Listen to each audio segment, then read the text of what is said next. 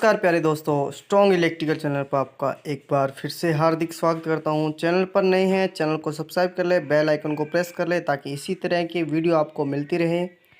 आपसे रिक्वेस्ट ज़रूर है दोस्तों, इस चैनल पर 1000 सब्सक्राइब जरूर करवा दें, क्योंकि मैं चाहता हूं कि 1000 सब्सक्राइब होने के बाद अपने क्या करेंगे, जो लाइव स्ट्रीम होती है वो चालू करेंगे। ठीक है, जो भी कुछ कराएंगे आपको, कुछ नोटिफिकेशन हो वैकेंसी का, MCQ है, वो भी आपको लाइव प्रोवाइड करवाएंगे। तो मैंने लाइव पहले किया था लेकिन सही तरीके से नहीं हो रहा है। चैनल पर 1000 सब्सक्राइब मांग रहा है, तो प्लीज़ मेरे को सपोर्ट ज़रूर करें। 1000 सब्सक्राइब मांग रहा हूँ, उससे ज़्यादा नहीं मांग रहा हूँ। प्लीज़ 1000 सब्सक्राइब जल्दी से जल्दी इस चैनल पर आप सब्सक्राइब करवा दीजिए। प्लीज़ मेरे को सपोर्ट ज़रूर करें। तो इलेक्ट्रिशियन थ्योरी के मोस्ट इंपॉर्टेंट क्वेश्चन की सीरीज अपने चला रही थी। 2 नंबर वीडियो है ये, जैसा कि आपने थंबनेल पर देखा होगा। तो चालू करते हैं इस वीडियो को। देखो, आज का जो टॉपिक रहने वाला है बहुत ही मोस्ट इंपॉर्टेंट टॉपिक रहने वाला है। इस वीडियो में जो प्रश्न आएंगे आपके लिए बेहतरीन प्रश्न है। नियमित असाइनमेंट से मैंने उठाए हैं, ये अच्छे क्वेश्चन है। आज पे वादा करता हूँ कि इस वीडियो में आपको मैं अंतिम तक जरूर देखना, कुछ ना कुछ आज सिखाकर जरूर जाने वाला हूँ। ठीक है, तो चलिए दोस्तों, आज की पहला क्वेश्चन की तरफ बढ़ते हैं। आज का जो पहला क्वेश्चन कह रहा है कि एक संधारित्र के आंतरिक तापन के लिए आमतौर पर किसे जिम्मेदार माना जाता है। पहला ऑप्शन कह रहा है लीकेज प्रतिरोध को, इलेक्ट्रिक आवेश को, इलेक्ट्रॉन की गति को, प्लेट की कंपन को, है प्लेट की वाइब्रेशन को। ठीक है, तो मैं बता दूं आपको, एक संधारित्र होता है ना, उसमें जो तापमान वृद्धि होती है या तापमान इंक्रीज होता है, उसका कारण होता है लीकेज रेजिस्टेंस। क्या होता है? लीकेज रेजिस्टेंस, जिसके कारण क्या, संधारित्र का जो टेम्परेचर है, जो संधारित्र का तापमान है वो बढ़ जाता है। संधारित्र का तापमान बढ़ जाता है, और क्या होता है, संधारित्र का तापमान बढ़ने पर जो संधारित्र की कैपेसिटी है उस पर क्या प्रभाव पड़ता है। ठीक है, दक्षता पर दक्षता घटने लग जाती है। ठीक है, तो आमतौर पर किसे जिम्मेदार माना जाता है, तो ए नंबर ऑप्शन सही कर देंगे। ठीक है, ए नंबर ऑप्शन इसका राइट आंसर हो जाएगा। आई होप ये वीडियो आपको पसंद आएगी, तो पसंद आई तो प्लीज़ लाइक ज़रूर कर दें यार। ठीक है, तो क्वेश्चन नंबर 2 की तरफ बढ़ते हैं। हिस्टैरिसीस लूप किस क्षेत्र को निरूपित करता है? कुल क्रोड क्षति को। ऑप्शन नंबर बी कह रहा है कुल तांबर हाश को, आर्मेचर हाश को और हिस्टैरिसीस हाश को। तो सिंपल सा क्वेश्चन है, कई बार एग्जाम के अंदर पूछ भी लिया है। डी नंबर ऑप्शन इसका राइट आंसर कर देंगे। ठीक है, हिस्टैरिसीस हाश को क्या हिस्टैरिसीस लूप है, जो इसको एक और भी बोला जा सकता है BH, जिसको क्या बोलते हैं, BH कर्व भी बोलते हैं। ठीक है, BH कर्व किसको दर्शाता है? हिस्टैरिसीस क्षति को दर्शाता है। अब बी किसे दर्शाता है, फिर आपको फिर रिवीजन के लिए मैं थोड़ा सा बता देता हूँ। मैग्नेटिक डेंसिटी को। ठीक है, मैग्नेटिक डेंसिटी को ये दर्शाता है। उसके बाद H की अपन बात कर लेते हैं, तो H किसे दर्शाता होगा, फिर मैग्नेटाइजिंग। ठीक है,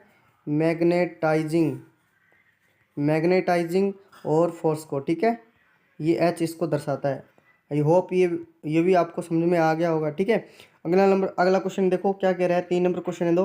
देखो, बहुत ही अच्छा क्वेश्चन रहेगा ये आज के लिए, सबसे मोस्ट इंपॉर्टेंट क्वेश्चन है ये। ठीक है, तो बढ़ते हैं क्वेश्चन नंबर 3 की तरफ। क्वेश्चन नंबर 3 क्या कह रहा है? 3 कह रहा है कि इनमें से कौन सा चमकीला पदार्थ है जो लैंप में हरे रंग की रोशनी देता है। ठीक है, लैंप में कौन सी रंग की रोशनी देता है अपने को? हरे रंग की। ठीक है, हरे रंग की रोशनी देता है अपने को। तो चलिए बता देता हूँ इस क्वेश्चन का आंसर। देखो, चमकीला पदार्थ कौन सा वो हरे रंग की रोशनी देता है? जिंक सिलिकेट कौन से रंग की रोशनी देगा? चमकीला पदार्थ है, हरे रंग की रोशनी देगा लैंप के अंदर। ठीक है, अब अपने बात कर लेते हैं फिर जो कैल्शियम टंगस्टन है। ठीक है, कैल्शियम टंगस्टन है, वो कौन सा प्रकाश देगा? फिर ये देगा अपने को नीला प्रकाश। ठीक है, कौन सा प्रकाश देगा? नीला प्रकाश। ठीक है, उसके बाद मैग्नीशियम टंगस्टन की बात करें तो ये अपने को ये देगा, नीला भी देगा। ये अपने को यहाँ लिख लेते हैं आप लिख लेना, नीला और सफ़ेद। ठीक है, नीला और सफ़ेद ये दोनों अपने को कलर देंगे। ठीक है, और उसके बाद एक ऑप्शन बच गया ना केडियम बोरेट का। कैल्शियम टंगस्टन किया था, नीला था, और मैग्नीशियम टंगस्टन आज नीला सफ़ेद कर देना, ये रोशनी देगा। जिंक सिलिकेट के लिए हरे रंग हो ही गया। ठीक है, और बात कर लेते हैं कैडियम बोरेट की। ठीक है, कैडियम बोरेट की बात कर लेते हैं, तो वो कौन सा रंग देगा अपने को? जैसा कि गुलाबी रंग देगा। ठीक है, कौन सा रंग देगा? गुलाबी रंग देगा। कैडियम बोरेट है। अगर ऐसा भी आ जाए केडियम बेरेट चिमकीला पदार्थ है, लैंप में लगा दिया जाए तो कौन सी रंग की रोशनी अपने को प्रदान करेगा? तो आंसर कर देना गुलाबी रंग की। अब पूछा है अपने को रंग पूछा है, अपने को रंग पूछा है, ठीक है, और अब पदार्थ दिया हुआ है, तो जो हरे हरे हरा रंग दिया हुआ है और पदार्थ अपने को पूछा है, ठीक है। तो हरा रंग दिया हुआ है, पदार्थ पूछा है जिंक सिलिकेट, इसका राइट आंसर कर देंगे। आई होप ये अच्छा पर्सन है आज का, इसलिए मैंने इस पर ज़्यादा टाइम दिया है। देखो, एक ये भी क्वेश्चन अच्छा बनता है कि एक समांतर सर्किट के अंदर, सर्किट कौन सा समांतर है, ठीक है, खालिस्तान की संख्या बढ़ने पर जो प्रतिरोध करता है, ठीक है, सॉरी यहाँ पे प्रतिरोध क्या करता है, ये थोड़ा सा मिस्टेक होगी, इसमें लिखना था आगे, ये करता नहीं है, यहाँ पे आप देख लो, प्रतिरोध घटने लगता है, ठीक है, प्रतिरोध जो घटने लगता है, ठीक है। तो इसका देखो, एक समांतर सर्किट में खालिस्तान की संख्या बढ़ने पर देखो क्या होगा, रेजिस्टेंस उसका राइट आंसर हो जाएगा, रजिस्टर, ठीक है। रेजिस्टेंस की संख्या बढ़ाएंगे तो प्रतिरोध क्या गया, घटने लग जाता है, ठीक है। तो पता ही आपको, जैसे जैसे सर्किट में, समांतर सर्किट के अंदर प्रतिरोध बढ़ाते जाते हैं तो क्या है, रजिस्टेंस क्या है। अब देखो 3 का रजिस्टेंस मान लो 6 ओम है, ठीक है, और एक और लगा देते हैं इसका, तो डिवाइड कर लो, 4 रजिस्टेंस का हम भाग दे देंगे और ये का रजिस्टेंस अपने का घटते जाएंगे, ठीक है। ऐसे होता है समांतर, और श्रेणी में आपको पता है जुड़ते जाते हैं। ज़्यादा टाइम नहीं दूंगा मैं। क्वेश्चन नंबर 5 कह रहा है कि वाटर कूलर में प्रयुक्त शीतलक निम्न में से कौन सा है? Carbon dioxide, methyl oxide, Freon. Right answer क्या हो जाएगा? फ्रियोन गैस उपयोग में की जाती है। वाटर कूलर होता है इसमें प्री शीतलक के रूप में, ठीक है। वाटर कूलर ना हो यहाँ पर अपने जो घरेलू उपयोग में लेते हैं ना, फ्रिज में, रेफ्रिजरेटर में कौन सी गैस भरी जाती है? फ्रियोन गैस, ठीक है। तो ये शीतलक, प्री शीतलक के काम में उपयोग में ली जाती है। देखो आज का बहुत ही मोस्ट इंपॉर्टेंट क्वेश्चन रहने वाला ये 7 नंबर है। जो क्वेश्चन नंबर 7 कह रहा है कि अधिकांश फ्यूज धारा के खालिस्तान प्रभाव के कारण संचालित होते हैं। तो तापक तो फ्यूज होते हैं वो धारा के कौन से सिद्धांत पर काम करते हैं?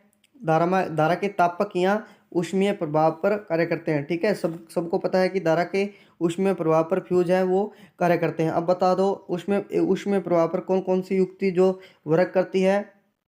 पहला इसका एग्जाम्पल लिख लो, आर्क वेल्डिंग। आर्क वेल्डिंग है जो धारा के ऊष्मीय सिद्धांत पर कार्य करती है। 2 नंबर इसका जो आ जाए वो है बिंदु वेल्डिंग, ठीक है। बिंदु वेल्डिंग है जो धारा के ऊष्मीय सिद्धांत पर क्या करती है? वर्क करती है, ठीक है। इसके और कई सारे एग्जाम्पल है, आप देख लेना, ये निमी असाइनमेंट से उठाए हुए हैं मैंने। और इसके बाद अपने बात कर लेते हैं कि ये जो अधिकांश फ्यूज है जो विद्युत धारा के ऊष्मीय सिद्धांत पर कार्य करते हैं, ठीक है। उसके बाद अपनी बात करते हैं जो इसका गलनांक होता है वो उच्च होता है या निम्न होता है? गलनांक उच्च होता है तो निम्न होता है, ठीक है। क्या होता है? निम्न होता है। इसलिए ये क्या है, जल्दी ही पिघल जाते हैं, पिघल कर टूट जाते हैं फ्यूज। और बात फ्यूज के प्रकार आपको बता देता हूँ। प्रकार 3 प्रकार के होते हैं, ठीक है। पहला कौन सा होता है? किट कैट फ्यूज, ठीक है, किट कैट फ्यूज। दूसरा आता है HRC फ्यूज, ठीक है। तीसरा आता है कार्टिज फ्यूज, कार्टिज फ्यूज, ठीक है। आपको रिवीजन, बड़ा बड़ा मोटा मोटा रिवीजन हो गया होगा। किटकैच, HRC और कार्टिज फ्यूज, ठीक है। आई होप ये क्वेश्चन आपको समझ में आ गया होगा। क्वेश्चन नंबर 8 की तरफ बढ़ते हैं। आपके लिए 8 नंबर क्वेश्चन ये रहा, ठीक है। क्वेश्चन नंबर 8 कह रहा है कि अर्धतरंग दिष्टकारी में तरंग के ऋणात्मक चक्कर के दौरान है जो कार्य करता है। फॉरवर्ड बाइस में, धनात्मक दिशा में, रिवर्स बाइस में और ऋणात्मक दिशा में। अब देखो डायोड है जो रिवर्स बाइस में काम करता है और फॉरवर्ड बाइस में भी काम करता है, ठीक है। अब देखो अर्ध तरंग दिष्टकारी तरंग में ऋणात्मक चक्कर के दौरान क्या कर रहा है? ऋणात्मक चक्कर के दौरान, तो वो कौन सी बाइस में कार्य करेगा? रिवर्स बाइस में कार्य करेगा, ठीक है। और धनात्मक चक्कर में अगर आ जाए तो कौन सी कर देना आप? फॉरवर्ड बाइस में काम करने लग जाता है। कौन सा? अर्ध तरंग दिष्टकारी परिपथ में, अर्ध तरंग दिष्टकारी परिपथ में जो डायोड होता है जो ऋणात्मक चक्कर के दौरान रिवर्स बाइस में और धनात्मक चक्कर के दौरान फॉरवर्ड बाइस में वर्क करने लग जाता है, ठीक है। अब इसका रिवर्स बाइस कर देना। क्वेश्चन नंबर 9 कह रहा है कि एक फ्लोरोसेंट ट्यूब में पूरे स्टार्टर में कैपेसिटर का क्या कह रहे हैं? गैस को अधिकृत करना, आर्क को स्थिर करना, प्राथमिक करंट को कम करना, रेडियो इंटरफेस को कम करना, ठीक है। एकदम बिल्कुल राइट आंसर हो जाएगा इसका। रेडियो इंटरफेस से बचाने का कार्य करती है कौन? जो स्टार्टर के अंदर कैपेसिटर लगा होता है, ठीक है। एक और इसका वर्क होता है, क्या होता है वो इसके अंदर? जल्दी से याद करो क्या होता है? पावर फैक्टर को सुधारना, ठीक है। पावर फैक्टर को सुधारने का भी काम करता है, और स्टार्टर के अंदर जो कैपेसिटर लगा होता है उसका वर्क, ठीक है। दूसरा ये है रेडियो इंटरफेस को कम करना, ठीक है। डी नंबर इसका राइट आंसर कर देंगे। आई होप ये आपको क्वेश्चन अच्छा लगा होगा, ठीक है। क्वेश्चन नंबर 10 देखो क्या कह रहा है, एक सीआरटी स्क्रीन पर किसकी परत चढ़ी होती है। सीआरटी क्या होती है, कैथोड रे ट्यूब होती है, ठीक है। कैथोड रे ट्यूब होती है, जिसको क्या बोलते हैं, सीआरओ का क्या बोलते हैं, हाँ हाँ, सीआरओ का हृदय बोला जाता है, ठीक है। एकदम सही सोचा आपने। सीआरओ का हृदय किसे बोलते हैं, सीआरटी स्क्रीन को, ठीक है, कैथोड रे ट्यूब, ठीक है। और इस पे जो कोटिंग चढ़ी होती है वो किसकी होती है, फास्फोरस की कोटिंग चढ़ी होती है, ठीक है। सी नंबर ऑप्शन इसका राइट आंसर कर देंगे। बहुत ही अच्छा, आपको ये क्वेश्चन आ गया होता। और कमेंट करके बताना लास्ट में आपके कितने सही हुए हैं, ठीक है। ये भी आप बता दिया करो कितने सही हुए हैं इसमें से, ठीक है।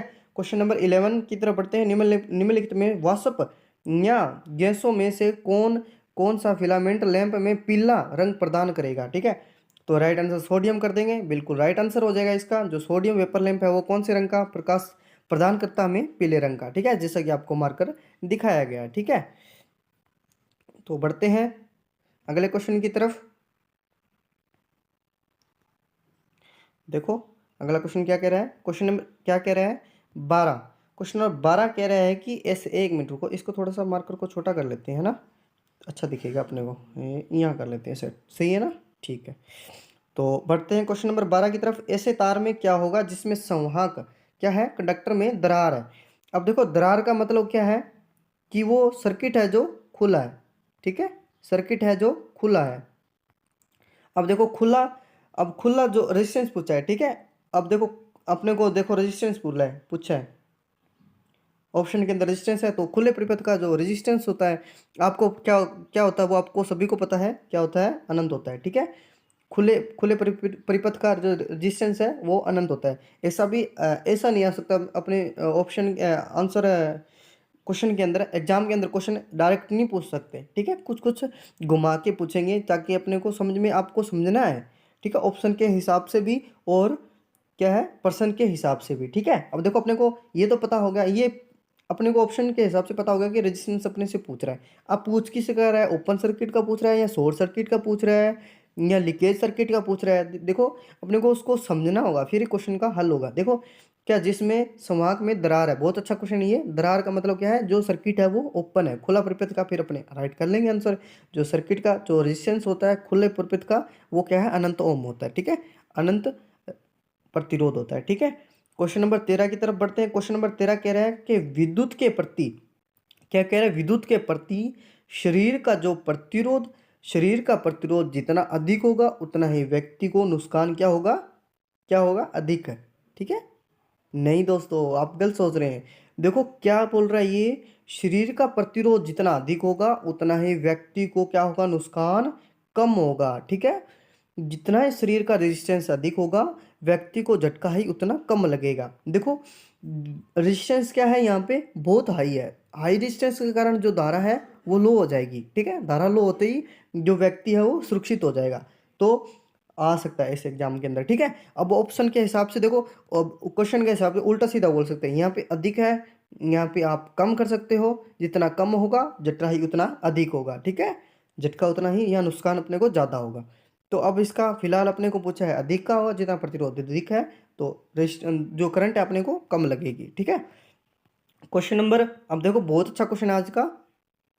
क्वेश्चन नंबर क्या कह रहा है कि बेक ईएमएफ खालिस्तान का विरोध कर रहा है, करंट का, लागू ईएमएफ का, टॉर्क का, गति का, ठीक है। अब देखो बेक ईएमएफ के लिए एक अपने वैसे सूत्र लिखते हैं, ई बराबर n e d phi upon के अंदर डी टी, ठीक है। अब ये जो माइनस, ये क्या दर्शाता है, ये क्या लेंस के नियम से आता है, ठीक है। कौन से नियम से आता है, लेंस के नियम से, जो क्या है बेक ईएमएफ का होता है, ठीक है। तो ये क्या है, लागू ईएमएफ का विरोध करता है हमेशा, ठीक है। ये क्या है, लागू ईएमएफ का है और ये लेंस के नियम से आता है। तो लागू ईएमएफ इसका राइट आंसर कर देंगे इस क्वेश्चन के हिसाब से, ठीक है। लागू ईएमएफ इसका राइट आंसर हो जाएगा। क्वेश्चन नंबर देखो बहुत अच्छा क्वेश्चन है। पूछते हैं एग्जाम के अंदर कि निम्न फ्रिक्वेंसी वाले आवृत्ति के लिए या आवृत्ति के लिए ट्रांसफार्मर में हमेशा किस कोर का उपयोग किया जाता है, या हाई फ्रिक्वेंसी के लिए किसका उपयोग किया जाता है। तो सबने रट रखी है CRGO, ठीक है, कोल्ड रोड गेन ओरिएंटेड, ठीक है।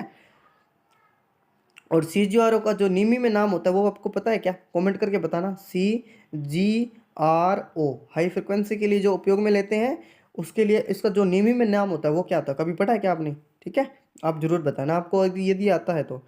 और देख भी लेते हैं यहाँ तक किस किस बच्चे ने मेरी वीडियो देखी है। ठीक है, माध्यमिक आवृत्ति वाले मीडियम फ्रिक्वेंसी वाले ट्रांसफार्मर निम्न में से किस कोर का इस्तेमाल किया जाता है? तो किसका होगा दोस्तों? फेरेट कोर का। ठीक है, ferrite core, option number C is right answer हो जाएगा। क्या हो जाएगा? राइट आंसर हो जाएगा ऑप्शन नंबर सी। अब बोल रहे आयरन कोर, सभी बोल देता हूँ। आयरन कोर है वो निम्न फ्रिक्वेंसी के लिए, आपको थोड़ा थोड़ा याद हो जाएगा। ठीक है, थोड़ा थोड़ा आपको याद हो जाए। निम्न आवृत्ति के लिए अब आती है वायु कोर, है होती है जो अति उच्च। ठीक है, क्या होती है? अति उच्च फ्रिक्वेंसी के लिए, अति उच्च आवृत्ति के लिए उपयोग में की जाती है वायु कोर। ठीक है, बची फेरेट कोर जो होती है मीडियम फ्रिक्वेंसी के लिए, और CGRO आपको बता ही दिया जो हाई फ्रिक्वेंसी के लिए उपयोग में ली जाती है। ठीक है, क्वेश्चन नंबर, आई होप ये क्वेश्चन आपको अच्छा लगा होगा। प्लीज लाइक जरूर कर दें एक अच्छा लगा हो तो। ठीक है, क्वेश्चन नंबर 16 क्या कह रहा है? क्वेश्चन नंबर 16 कह रहा है कि आमतौर पर विद्युत बल्बों में भरी जाने वाली गैस कौन सी है? आमतौर पर कौन से बल्ब है विद्युत बल्ब में भरी जाने वाली गैस कौन सी है? तो आमतौर पर कौन सी भरी जाती है? Nitrogen gas. ठीक है, नाइट्रोजन गैस। अब आपको बताओ, सामान्यतः विद्युत बल्बों में जो गैसें भरी जाती हैं वो अक्रिय गैसें होती है। ठीक है, अक्रिय गैसें होती है। ऐसा ऐसा भी क्रिया क्रिया करती है, वो भी होती है। ठीक है, अक्रिय गैस होती है या क्रिया गैस होती है? कौन सी गैसें होती है? ऑप्शन के अंदर आ सकता है। तो अक्रिय गैसें होती है, राइट आंसर कर देना। सामान्यतः जो विद्युत बल्ब होते हैं उसमें अक्रिय गैसें होती है नाइट्रोजन। ठीक है, नाइट्रोजन इसका राइट आंसर हो जाएगा 16 नंबर का जो है। ठीक है, क्वेश्चन नंबर है, देखो बहुत अच्छा क्वेश्चन लगा मेरे को ये, कि छोटी वाइंडिंग की जांच करने के लिए निम्न में से छोटी वाइंडिंग की जांच के लिए उपयोग की जाने वाली सबसे आम विधि कौन कौन सा परीक्षण करना है? सबसे आम विधि। ठीक है, छोटी वाइंडिंग अपने को जांच करनी है तो क्या है? Drop test. ड्रॉप टेस्ट है जो इसका राइट आंसर कर देंगे। ठीक है, छोटी वाइंडिंग की जांच के लिए उपयोग की जाने सबसे अधिक आम विधि का उपयोग कौन सा परीक्षण है? तो ड्रॉप टेस्ट कर देंगे इसका। ठीक है, ड्रॉप परीक्षण। अब देखो, ये देखो आज का क्वेश्चन, देखो कितना बढ़िया क्वेश्चन है। क्वेश्चन कह रहा है 18 की स्पीकर्स को बॉक्स में रखने का क्या उद्देश्य है? स्पीकर्स को धूल से बचाना। बस एक ऑप्शन करा अपने एग्जाम के अंदर, सीधे डायरेक्ट कर देंगे। हाँ भी सही बात है, धूल से बचाना है तो ऐसा नहीं करना अपने को। ठीक है, फुल, पहले भी मैंने बताया फुल चारों के चारों ऑप्शन पढ़ो। 5 ऑप्शन है तो 5 पढ़ो, 4 है तो 4 पढ़ो। ठीक है, स्पीकर्स में बॉक्स का रखने का उद्देश्य है धूल से बचाना। ठीक है, दुर्घटना से बचाना, ध्वनि आउटपुट की उच्च क्षमता को प्राप्त करना। ठीक है, सी नंबर ऑप्शन है इसका राइट आंसर हो जाएगा। ठीक है, स्पीकर को त्रुटि से बचाना, सी नंबर ऑप्शन है इसका राइट आंसर हो जाएगा कि ध्वनि आउटपुट की उच्च क्षमता अपने को प्राप्त होती है। ठीक है, किससे? जो स्पीकर्स अपने बॉक्स में रख देते हैं ना, ध्वनि आउटपुट में ज़्यादा मिलने लग जाती है अंदर अपने बॉक्स में रखने से। क्या है, जो जो स्पीकर्स है वो ज़्यादा साउंड करने लग जाते हैं। इसीलिए तो आपने विवाह शादी में देखा होगा कि वो पैक किए होते हैं। पैक क्यों किए होते हैं? क्योंकि उसमें साउंड साउंड हो ज़्यादा से ज़्यादा अपने को सुनाई दे सके। ठीक है, क्वेश्चन नंबर 19 कह रहा है कि पैरा चुंबकीय पदार्थ है। पैरा चुंबकीय पदार्थ क्या होता है? चुंबक के द्वारा हल्के आकर्षित होते हैं, द्विचुंबकीय पदार्थ के समान होते हैं, चुंबक द्वारा हल्के से विकर्षित होते हैं, इकाई से पारगम्यता होते हैं। ठीक है, अब देखो 19 नंबर क्वेश्चन का मैं राइट आंसर नहीं बता रहा, हम आपको, आप ही बताओगे। अब मेरे को यहाँ तक पता लग जाएगा कि कौन कौन वीडियो देख रहा है। ठीक है, बताओ क्वेश्चन नंबर 19 का आंसर क्या होगा? देखो ऑप्शन आप ढंग तरीके से पढ़ लो। क्वेश्चन नंबर मैं बता देता हूँ। 19 नंबर कह रहा है कि पैरा चुंबकीय पदार्थ पदार्थ हैं जो क्या करते हैं? चुंबक के द्वारा हल्के से आकर्षित होते हैं, द्विचुंबकीय पदार्थ के समान होते हैं, चुंबक द्वारा हल्के से विकर्षित होते हैं, चुंबक से कम पारगम्यता वाले पदार्थ होते हैं। ठीक है, इसका पैरा चुंबकीय पदार्थ की जो 2-4 एग्जाम्पल है वो मैं बता देता हूँ आपको एग्जाम्पल के तौर पर। ठीक है, पहला आता है इसका प्लैटिनम। ठीक है, और सोडियम। इससे कुछ याद आ गया होगा एग्जाम्पल से तो बता दीजिएगा। ठीक है, ए नंबर होगा या बी होगा या सी होगा या डी होगा। ठीक है, क्वेश्चन नंबर आपके लिए वो छोड़ा मैंने। और देखो क्वेश्चन आज का जो अंतिम है बहुत ही अच्छा क्वेश्चन है। देखो बहुत ही अच्छा क्वेश्चन है, एग्जाम के अंदर पूछ भी चुका है। देखो क्या कह रहा है? RYB अनुक्रम है। ठीक है, कौन सा अनुक्रम है? RY और B। ठीक है, आर पहले आ रहा है, बी बाद में आ रहा है, उसके बाद लास्ट में वाई बाद में आ रहा है, उसके बाद बी लास्ट में आ रहा है। अनुक्रम में पहला फेज है, पहला फेज अपने अधिकतम मान पर पहुंच जाएगा। देखो क्या कह रहा है? जो पहला फेज है वो ऐसे बना लेते हैं एक डायग्राम। ठीक है, ऐसे बना लेते हैं जैसा कि आपको, अब यहाँ पे लेते हैं अपने को रेड कलर, क्योंकि देखो ये है ना, थोड़ा सा इसमें थोड़ा सा टाइम दूंगा आपको क्योंकि अच्छा क्वेश्चन बनता है। देखो यहाँ पे देखो ये क्या कह रहा है, पहला अनुक्रम आर वाई बी है ना। अब देखो आर कहाँ से स्टार्ट हो रहा है, यहाँ से स्टार्ट हो रहा है, ठीक है। कहाँ से स्टार्ट हो रहा है, आर यहाँ से स्टार्ट हो रहा है, रेड, ठीक है। उसके बाद देखो जो वाई है येलो, ठीक है। येलो येलो फेज है जो यहाँ से स्टार्ट हो रहा है, ठीक है, यहाँ से स्टार्ट हो रहा है। और उसके बाद अपने बात करें बी ब्लू, ठीक है। ब्लू इसमें नहीं है, स्काई ब्लू है थोड़ा सा। तो बी है जो यहाँ से स्टार्ट हो रहा है, ठीक है। अब देखो क्वेश्चन आपको समझ में आ गया होगा। देखो इसमें तो थोड़ा सा कलर चेंज कर लेते हैं, ठीक है, ब्लैक कलर कर लेते हैं, अच्छा दिखा। अब देखो जो आर फेज है वो पहले स्टार्ट हो रहा है, तो आर जो पहले स्टार्ट होगा वो कब पे पहुंचेगा, फिर पहले पहुंचेगा। देखो वाई फेज है जो यहाँ से स्टार्ट हो रहा है और यहाँ पे पहुंच रहा है, ठीक है। और जो ये फेज है ना, इसको थोड़ा सा आगे कर लेते हैं, क्योंकि ये यहाँ पे मिलेगा इसको, ठीक है।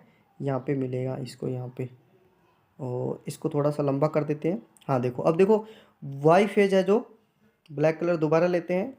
अब देखो वाई फेज है जो यहाँ से, ये वाई फेज है, ठीक है। येलो यहाँ से स्टार्ट हो रहा और यहाँ जाकर यहाँ गए, क्योंकि पहले तो रेड आ गया, उसके बाद वाई आ गया। जो पहले चलेगा ना वो भी पहले आएगा, ठीक है। अब देखो यहाँ से चल गया ये वाई, आर तो पहले पहुँच गया, उसके बाद वाई पहुँच रहा है, उसके बाद जो बी है वो पहुँच रहा है। तो क्या हो गया इसका राइट आंसर, बी इसका राइट आंसर, ए इसका राइट आंसर कर देंगे, ठीक है। क्या कर देंगे, ए इसका राइट आंसर कर देंगे। सॉरी दोस्तों, इसके अंदर थोड़ी मिस्टेक होगी। हाँ अब देखो बी, ए इसका राइट आंसर कर देंगे। जो रेड है वो क्या है, पहले पहुंचेगा अपने शिखर मान पर, ठीक है। अच्छा क्वेश्चन बनता है ये, पढ़ लेना थोड़ा सा। और आज के लिए इतना ही पढ़ेंगे दोस्तों। वीडियो अच्छी लगे तो प्लीज़ लाइक कर दें, एक अच्छा सा कमेंट आप मेरे लिए ज़रूर कर दें यार। धन्यवाद। एक रिक्वेस्ट और है आपसे कि चैनल पर जल्दी से जल्दी 1000 सब्सक्राइब जरूर करवा दें, और फिर अपने लाइव स्टार्ट करेंगे, ठीक है। क्वेश्चन को हल करने की कोशिश करेंगे आपके लिए, जल्दी से जल्दी आप 1000 सब्सक्राइब जरूर करवा दें, ठीक है। आज के लिए इतना ही, धन्यवाद।